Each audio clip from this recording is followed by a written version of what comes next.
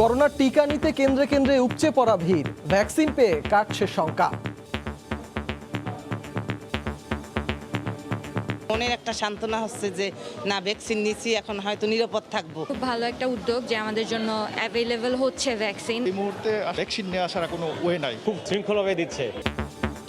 সারা দেশে আরো 210 জনের মৃত্যু, গ্রামে সংক্রমণের প্রভাব, শহরের হাসপাতালে সংকট আইসিইউ অক্সিজেনের।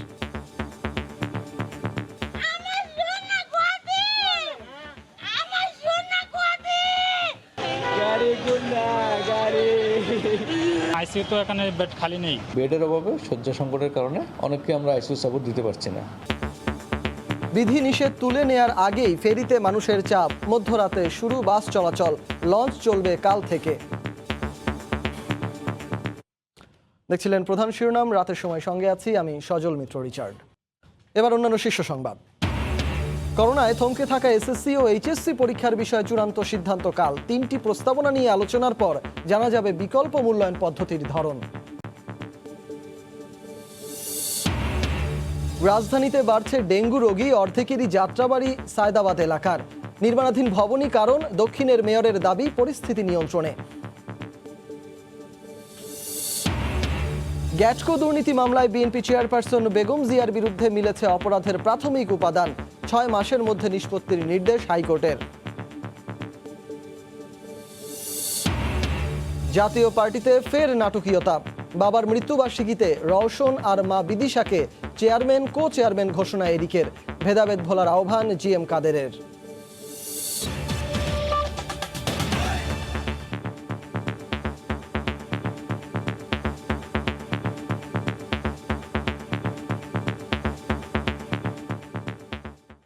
দ্বিতীয় ধাপে দেশে টিকাদান শুরুর পর করোনা ভ্যাকসিন নিতে মানুষের আগ্রহ বাড়ছে। 12টি সিটি কর্পোরেশনে কেন্দ্রে কেন্দ্রে ভিড় করেন বহু মানুষ। চাপ ছিল জেলা উপজেলার টিকা কেন্দ্রেও। প্রথম ডোজ নেয়ার পর স্বস্তি ছিল গ্রহীতার মাঝে। এ যেন হারানো প্রাণ ফিরে পাওয়া। টিকা কেন্দ্রে আবারও রোজকার ভিড়। মডার্না টিকা প্রয়োগের দ্বিতীয় দিন বুধবারও সকাল থেকেই কেন্দ্রে কেন্দ্রে মানুষের ব্যাপক উপস্থিতি। টিকা কার্যক্রমে গতি আসায় সবার মধ্যে স্বস্তির ছাপ। এটার খুব ভালো একটা উদ্যোগ যে আমাদের জন্য অ্যাভেলেবল হচ্ছে ভ্যাকসিন, অ্যান্ড রেজিস্ট্রেশনের কিছুদিনের মধ্যেই আমাদের ডেট চলে আসছে। এই মুহূর্তে আসলে সামাজিক দূরত্ব বজায় রাখা প্লাস হচ্ছে ভ্যাকসিন নেওয়া ছাড়া কোনো ওয়ে নাই। বয়স যেহেতু বাড়তেছে, ভ্যাকসিনটা নিতেছি, মনের একটা সান্ত্বনা হচ্ছে যে না ভ্যাকসিন নিয়েছি, এখন হয়তো নিরাপদ থাকবো। তবে বিপরীত চিত্র রয়েছে। টিকা প্রত্যাশীদের উপচে পড়া ভিড়ে বেড়েছে অভিযোগও। একদিকে পুরোপুরি উপেক্ষিত সামাজিক দূরত্ব, অন্যদিকে নির্ধারিত তারিখে কেন্দ্রে এসেও অনেককে ফিরে যেতে হয় টিকা না পেয়ে। এসএমএস দেওয়ার পরে আমি গতকালকে আসছি, গতকাল বলছে টিকা শেষ, আজকে আসতে বলছে আমাকে, আজকে আসছে, আজকে বলছে টিকা শেষ। আমরা একটা টিকা নিতে কি 5 দিন আসবো এই করোনার মধ্যে, লকডাউনের মধ্যে? 3 ঘন্টা দাঁড়া রয়েছে, এখন সে বলতেছে টোকেন পাবেন না, আপনি টিকাও পাবেন না, সময়ের দাম নাই আমাদের। রাজধানীর বাইরের সিটি কর্পোরেশন এলাকাগুলোতেও ব্যাপক উৎসাহের সঙ্গে মডার্নার টিকা নিতে দেখা যায়। খুব ভালো লাগছে, খুব শৃঙ্খলাভাবে দিচ্ছে। আমি ভ্যাকসিন দিতে পেরে খুবই আনন্দিত। ফাইজারের টিকার জন্য নির্দিষ্ট রাজধানীর 7 কেন্দ্রে ছিল প্রবাসীদের ঢল। তবে ফাইজারের টিকা শেষ হয়ে যাওয়ায় সোহরাওয়ার্দী মেডিকেলে মডার্নার টিকা দেওয়ার কথা বললে উত্তেজনা দেখা দেয় সৌদি প্রবাসীদের মধ্যে। যদিও দেশটিতে ফাইজার, মডার্না, অ্যাস্ট্রাজেনেকা, সিনোফার্ম সহ 6 ধরনের টিকা নিয়ে প্রবেশের অনুমোদন দিয়েছে সৌদি সরকার। আমেরিকার যে মডার্না টিকা এখন এটা সব জায়গায় অ্যাকসেপ্টেড। এখন যারা মডার্না নেবে তারা আমরা দিতে পারবো, আমাদের টিকা আছে। যারা ফাইজার নেবে তাদের অপেক্ষা করতে হবে। এদিকে জেলা উপজেলা পর্যায়ে চলছে গণহারে সিনোফার্মের টিকাদান। বুধবার সিনোফার্মের আরও 1.5 কোটি ডোজ টিকা আগের চেয়ে কম দামে কেনার প্রস্তাব অনুমোদন করেছে ক্রয় সংক্রান্ত মন্ত্রিসভা কমিটি।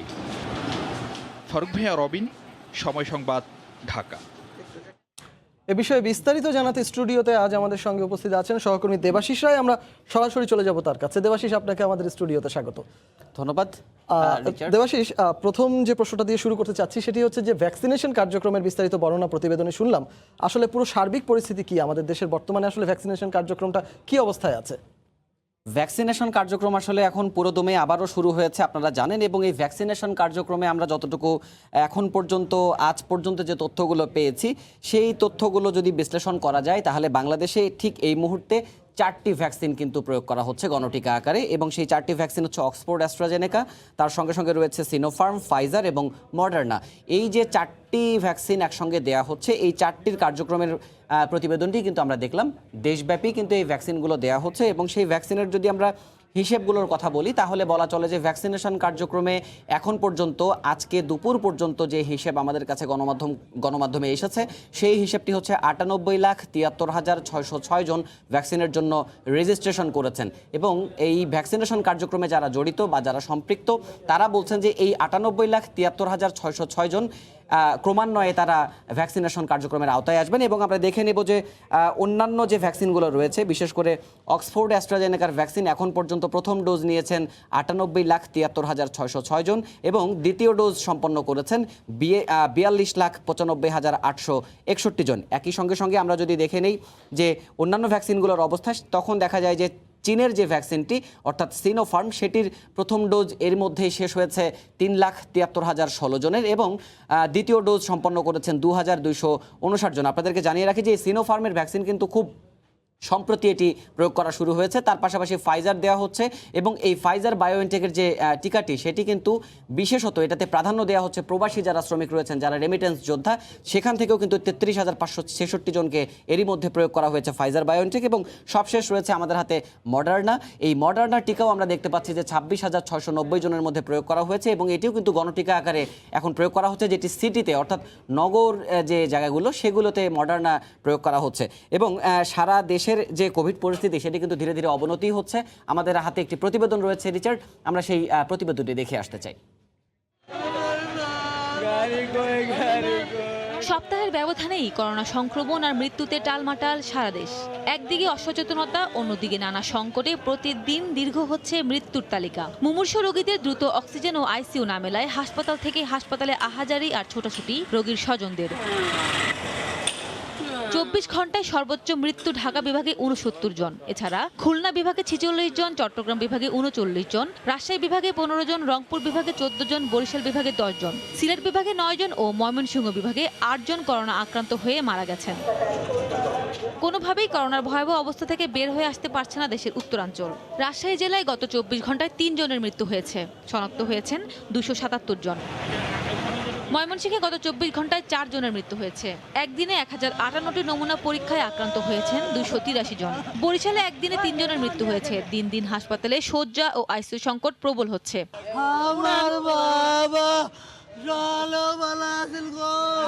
আইসিইউ তো এখানে বেড খালি নেই, এজন্য অন্য জায়গায় নিয়ে যাচ্ছে আর কি। বেডে রুগী এবং নিচে রুগী। খুলনার 4টি হাসপাতালে করোনায় 7 জনের মৃত্যু হয়েছে। একদিনে 991 জনের নমুনা পরীক্ষায় শনাক্ত 375 জন। চট্টগ্রামেও পাল্লা দিয়ে বাড়ছে মৃত্যুর তালিকা। 24 ঘন্টায় জেলায় মারা গেছেন 11 জন। এছাড়া দেশের 3 জেলায় করোনা আক্রান্ত হয়ে একদিনে মারা গেছেন 27 জন। জেলা হিসেবে সর্বোচ্চ মারা গেছে কুষ্টিয়ায় 12 জন, এছাড়া যশোরে 6 জন এবং ঝিনাইদহে 9 জনের মৃত্যু হয়েছে। এছাড়া গত 24 ঘন্টায় টাঙ্গাইলে 10 জন, ফরিদপুরে 6 জন, চুয়াডাঙ্গায় 2 জন মারা গেছেন। সাদিয়া আফরিন, সময় সংবাদ। দেবাশিস, আমরা প্রতিবেদনটা দেখলাম। যে বিষয়টা এখন ঘুরে ফিরে আসছে সেটি হচ্ছে যে প্রতিনিয়তই আমাদের কাছে যে করোনা পরিস্থিতির যে আপডেটটা এসেছে বা আসছে, সেটার আসলে সর্বশেষ পরিস্থিতি কি, পরিসংখ্যান কি বলছে, এখন আপনার হাতে কি আছে? পরিসংখ্যানের অবস্থা আসলে খুব একটা সন্তোষজনক নয় রিচার্ড। সেটির কারণ হচ্ছে নমুনা পরীক্ষা গত 24 ঘন্টায় যদি আমরা একটু পরিস্থিতিটি দেখে নেই, তাহলে গত 24 ঘন্টায় আমরা দেখতে পাবো যে নমুনা পরীক্ষা হয়েছে 42,490টি। এর মধ্যে শনাক্ত হয়েছে 12,383 জন, অর্থাৎ 42,490 জনের মধ্যে পরীক্ষা করে 12,383 জনকে পজিটিভ পাওয়া গিয়েছে। এবং নতুন করে মৃত্যু ঘটেছে গত 24 ঘন্টায় 210 জন। এবং এই শনাক্তের হার, অর্থাৎ যে হারে সংক্রমণটা হচ্ছে, সেই জাতীয় শনাক্তের হার কিন্তু স্বাস্থ্য অধিদপ্তর থেকে যেটি সরবরাহ করা হয়, সেখানে লক্ষ্য করা যাচ্ছে যে 29.14%। এটি কিন্তু বলা চলে যে গত 10 দিনের যদি গড় করা যায়, তাহলে সেই গড় কিন্তু গড়ে মোটামুটি 30% ঘরেই ছিল। এবং অন্যান্য যে বিষয়গুলো রয়েছে, বিশেষ করে এই কোভিড চিকিৎসায় মানুষ কোথায় যাবে এবং কোভিড চিকিৎসার যে ব্যবস্থাপনা, সেটির দিকে যদি আমরা একটু তাকাই, তাহলে লক্ষ্য করা যায় যে ঢাকায় কিন্তু কিন্তু গত কয়েকদিনে কোভিড রোগীদের সংখ্যা তো আগে থেকেই বেড়েছিল, অর্থাৎ কোভিডের সংক্রমণের শুরু থেকেই। গত ইন্ডিয়ান ভ্যারিয়েন্ট বাংলাদেশে যখন খুব ছড়িয়ে গেল, যখন সংক্রমণটা খুব ঊর্ধ্বগতিতে চলে গেল, তখন কিন্তু দেখা গেল ঢাকায় রোগীর সংখ্যা বাড়তে থাকলো, অর্থাৎ ঢাকার বাইরে থেকে কিন্তু ঢাকায় রোগী আসা শুরু হলো। ঠিক এই মুহূর্তে যে হাসপাতালে যে বেডের হিসেব, অর্থাৎ শয্যার হিসেব, সেই হিসেবে আমরা দেখি যে ঢাকায় সরকারি বেড রয়েছে ৩,৭৫৪টি এবং তার মধ্যে খালি রয়েছে ১,২৬০টি, অর্থাৎ বেডের অবস্থাও কিন্তু খুব একটি ভালো, সন্তোষজনক সেটি বলা যাবে না। এবং আপনারা জানেন যে অধিকাংশ কোভিড রোগী সুস্থ হয়ে যাচ্ছেন এবং তারপর পরে কিন্তু আমরা লক্ষ্য করছি যে আইসিইউতে নিতে হচ্ছে। সেই আইসিইউ সংখ্যাটা আমরা একটু দেখে নেই। মোট ৩৯৫টি আইসিইউর মধ্যে এই মুহূর্তে খালি রয়েছে মাত্র ৬০টি, এবং সেগুলো কিন্তু সরকারি ব্যবস্থাপনার, বেসরকারি ব্যবস্থাপনার হিসেব কিন্তু আমরা এখানে নিয়ে আসতে পারিনি। এবং আপনাদেরকে যতটুকু জানাতে পারি যে নতুন করে এই যে সরকারের বিধিনিষেধ, সেই সরকারের বিধিনিষেধ আজ মধ্যরাত থেকেই আবারও শিথিল হচ্ছে। সেই শিথিলতা নিয়ে কিন্তু জাতীয় যে পরামর্শক কমিটি সরকারকে বৈজ্ঞানিক তথ্য দিয়ে সহায়তা করেন, সেই তথ্য যারা দেন জাতীয় পরামর্শক কমিটি এবং স্বাস্থ্য অধিদপ্তর, তারা কিন্তু এই দুটো জায়গা থেকেই কিন্তু শঙ্কা প্রকাশ করেছে যে এই শিথিলতায় হয়তোবা এই কোভিড পরিস্থিতি আরও অবনতি ঘটবে। আমরা সেই পরামর্শ নিয়ে যে প্রতিবেদনটি করেছি, সেই প্রতিবেদনটি দেখে আসতে চাই। রিচার্ড। চলতি মাসের শুরু থেকেই দেশে ক্রমাগত বেড়েছে কোভিড-১৯-এর সংক্রমণ এবং মৃত্যু। দৈনন্দিন হিসেবে সংক্রমণের হার গড়ে ৩০% ওপর থাকছে। এছাড়া মৃত্যুর সংখ্যাও থাকছে প্রতিদিন অন্তত ২০০ থেকে ২৫০-র মধ্যে।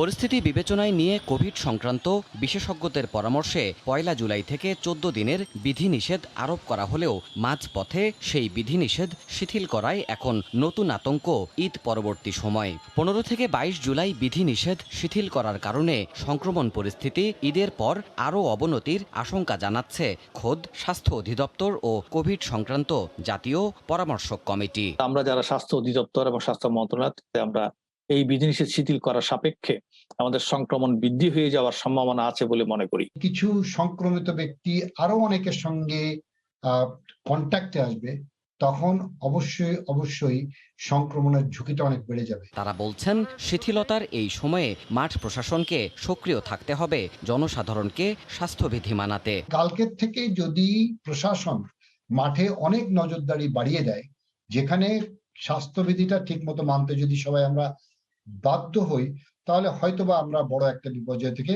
বেঁচে যাব। করোনা প্রতিরোধের এই যুদ্ধে বৈজ্ঞানিক পন্থা বিশ্লেষণ করে করণীয় ঠিক করতে জাতীয় পরামর্শক কমিটি সরকারকে সহায়তা দিয়ে এলেও বিধিনিষেধ শিথিলের বিষয়ে তাদেরকে কিছু জানানো হয়নি বলেও দাবি করছেন বিশেষজ্ঞরা। আমরা জানি না, যখন সিদ্ধান্ত নেয় তখন আমরা এটা জানি। দেবাশিস রায়, সময় সংবাদ, ঢাকা। দর্শক, আপনারা প্রতিবেদনটি দেখলেন। আসলে যেহেতু আজ রাত থেকেই, মধ্যরাত থেকেই এই আমাদের যে কঠোর বিধিনিষেধ চলছিল, সেটি যেহেতু এখন শিথিল করা হলো, সেই শিথিলের আগেই কিন্তু আসলে এই লকডাউন বা বিধিনিষেধ সেটি ভেঙে মানুষজন রাস্তায় বের হয়ে এসেছেন এবং অনেকেই কিন্তু এরই মধ্যে গ্রামের পানে ছুটেও বেরিয়েছেন, আমরা লক্ষ্য করেছি। এবং আমাদের হাতে কিছু আজকে অর্থাৎ মানুষ কিভাবে ফিরছে সেটির একটি প্রতিবেদন আমাদের হাতে রয়েছে। আমরা একটু ঘাট পরিস্থিতি নিয়ে আমাদের একটি প্রতিবেদন রয়েছে, আমরা সেটি দেখে নিতে চাই।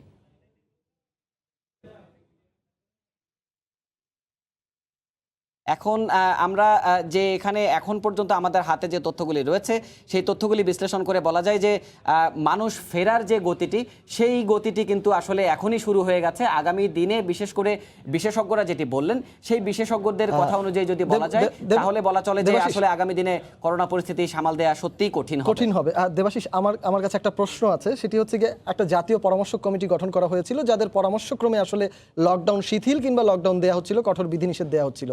তাদের মাঝখানে আমরা যতটুকু জানতে পেরেছি গণমাধ্যমের সূত্রে, বিভিন্ন গণমাধ্যমের সূত্রে, তারা কিন্তু এই লকডাউন শিথিলের পক্ষে নয়। তাহলে কেন এই লকডাউন শিথিল করা হলো?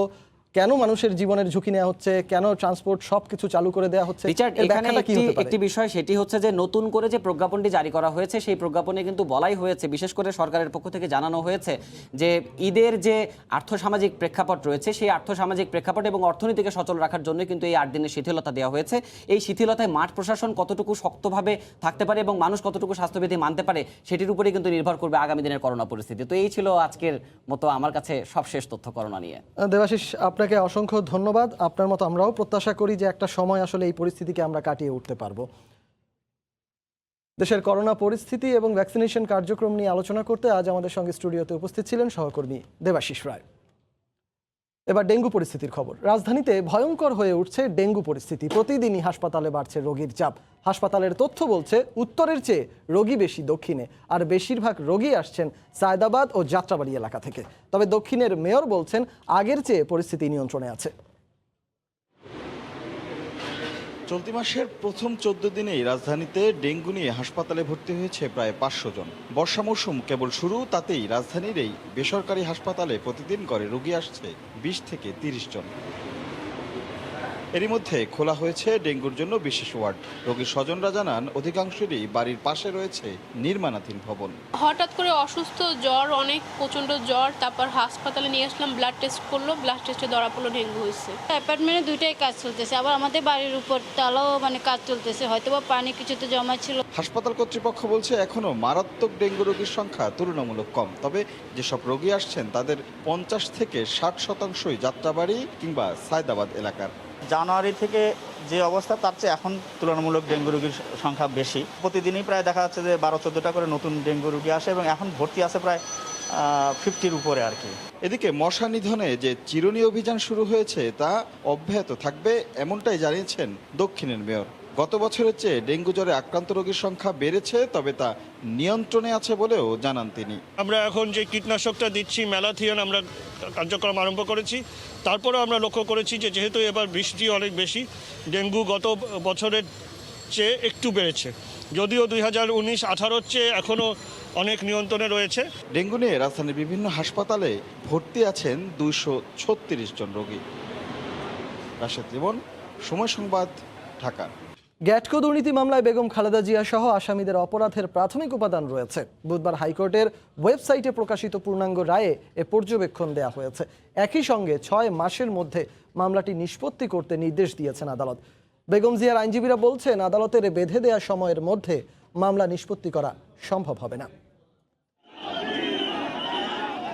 প্রায় 14 বছর আগে বিএনপি চেয়ারপারসন বেগম খালেদা জিয়া ও তার ছেলে আরাফাত রহমান কোকো সহ 13 জনের বিরুদ্ধে গ্যাটকো দুর্নীতি মামলা হয়। মামলার অভিযোগে বলা হয় আসামিরা পরস্পর যোগসাজশে ঠিকাদারি প্রতিষ্ঠান গ্যাটকোকে ঢাকার কমলাপুর আইসিডি ও চট্টগ্রাম বন্দরের কন্টেইনার হ্যান্ডেলিংয়ের কাজ পাইয়ে দিয়ে রাষ্ট্রের 14,56,37,000 টাকা ক্ষতি করেছেন। কিন্তু এই 14 বছরে মামলাটি এগোয়নি একটু।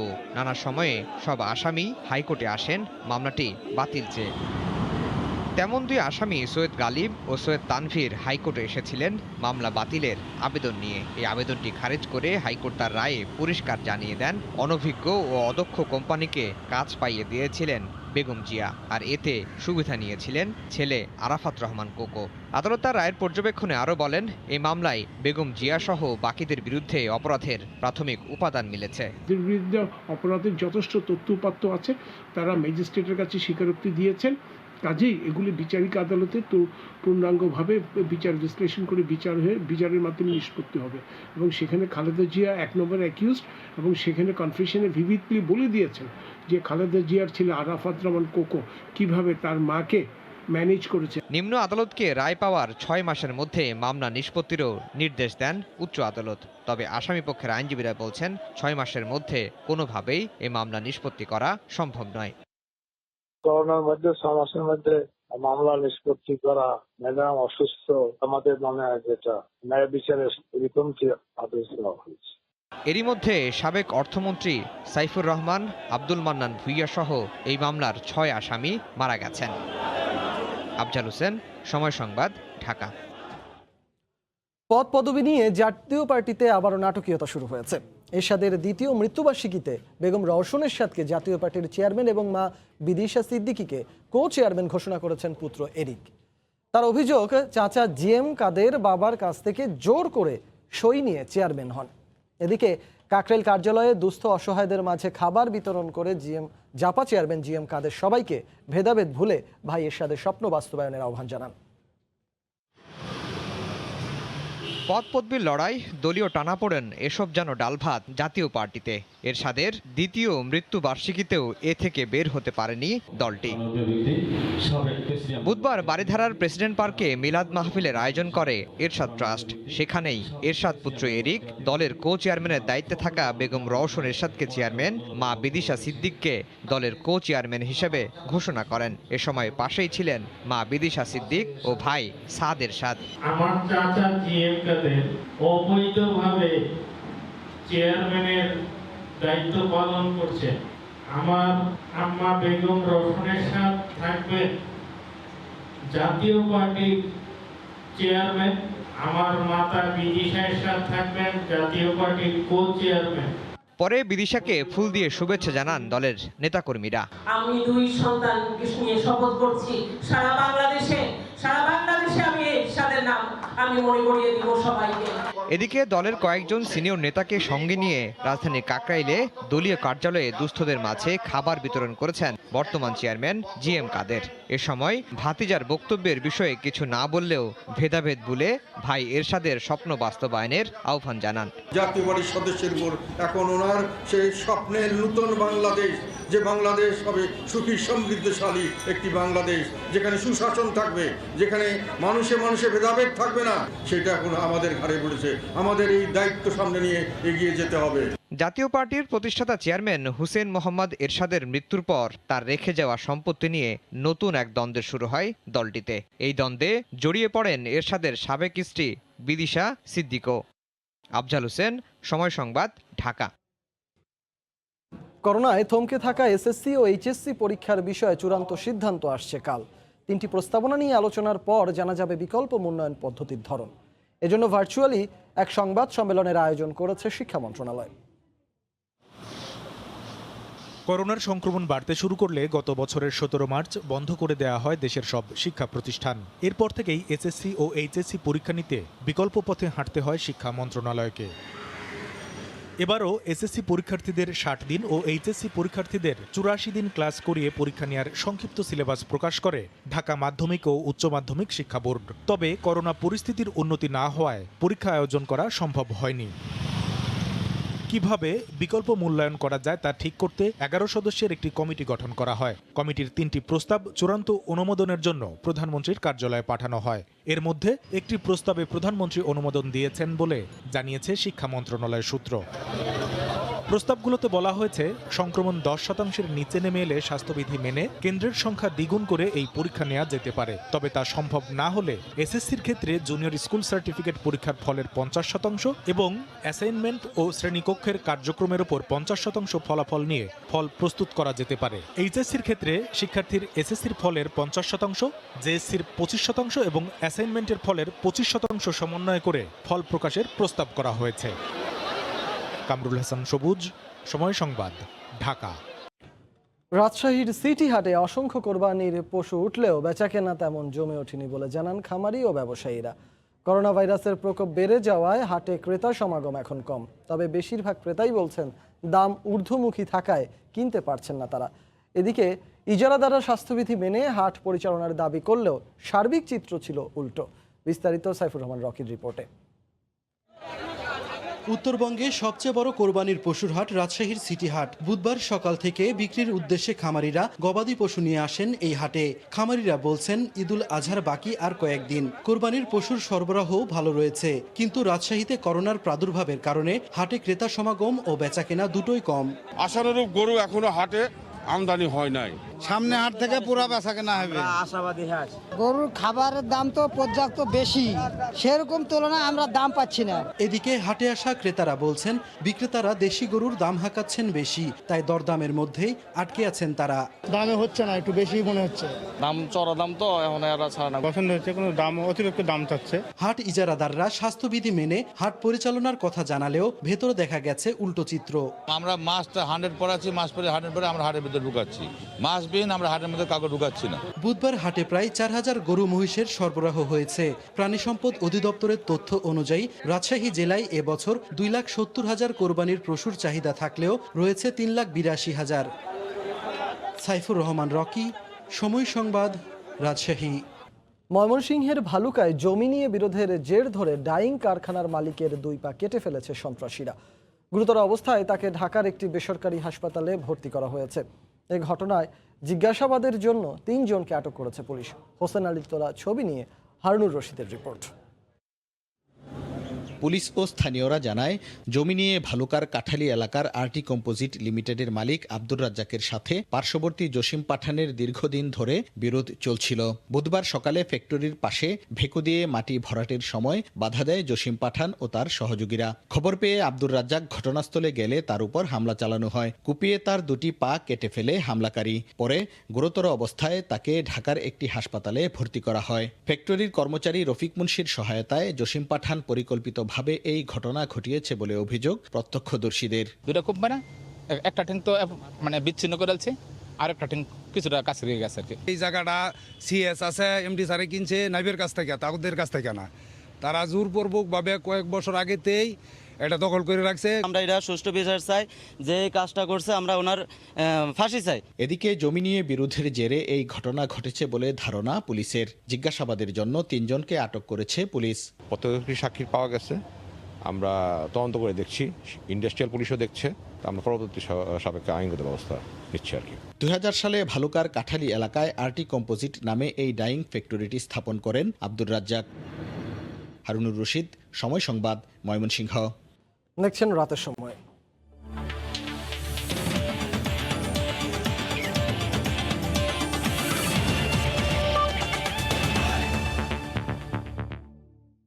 বাংলাদেশের জিম্বাবুয়ে সফরের খবর। হঠাৎ এক দুঃসংবাদে টালমাটাল টাইগার শিবির। ব্যক্তিগত কারণে আজই জিম্বাবুয়ে থেকে দেশে চলে আসছেন মুশফিকুর রহিম। বাবা মা দুজনেরই করোনা পজিটিভ আসায় তিনি এই সিদ্ধান্ত নিয়েছেন বলে জানিয়েছে ক্রিকেট বোর্ড সূত্র। ওয়ানডে সিরিজের আগে আজ প্রস্তুতি ম্যাচে নেমেছে বাংলাদেশ, কিন্তু সেখানে নেই মুশফিকুর রহিম। বাবা মা করোনা আক্রান্তের খবর আসায় আজই দেশের উদ্দেশ্যে রওনা হচ্ছেন তিনি। ইতিমধ্যে মুশফিকের বাবা মাকে বগুড়া থেকে ঢাকায় নিয়ে আসা হচ্ছে বলে জানা গেছে। ওয়ানডে এবং টি-20 সিরিজে মুশফিককে পাওয়া যাবে না বলে নিশ্চিত করেছে ক্রিকেট বোর্ড। এর আগে দেশ ছাড়ার সময় টি-20 সিরিজ থেকে ছুটি নিয়েছিলেন মুশফিক। তবে গতকাল বিসিবি থেকে জানানো হয়েছিল ওয়ানডের পর টি-20ও খেলবেন তিনি।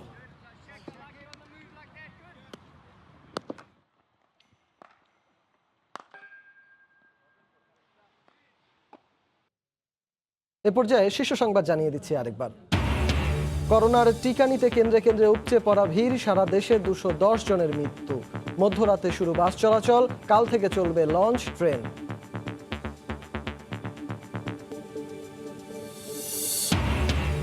কোভিডে থমকে থাকা এসএসসি ও এইচএসসি পরীক্ষার বিষয়ে চূড়ান্ত সিদ্ধান্ত কাল। 3টি প্রস্তাবনা নিয়ে আলোচনার পর জানা যাবে বিকল্প মূল্যায়ন পদ্ধতির ধরন।